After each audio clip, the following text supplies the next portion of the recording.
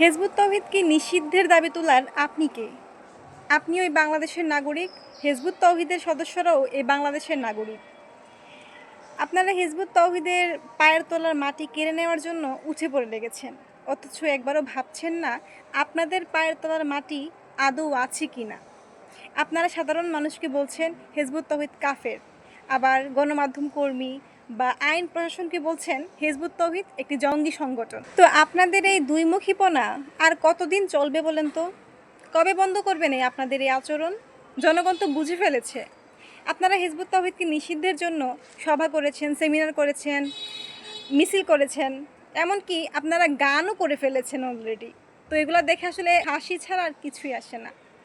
Hizb ut তৌহিদ যে একটি brand, এটা আসলে আপনারাই প্রমাণ করে দিয়েছেন।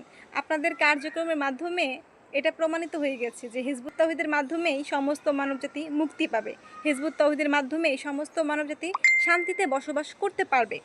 হিজবুত তৌহিদ তো আর এই বাংলাদেশে আজকের না, হিজবুত তৌহিদ গত 31 বছর ধরে এই বাংলাদেশে কাজ করে যাচ্ছে এবং আইন প্রশাসন মিডিয়া সবাই হিজবুত তৌহিদ সম্পর্কে অবগত আছেন।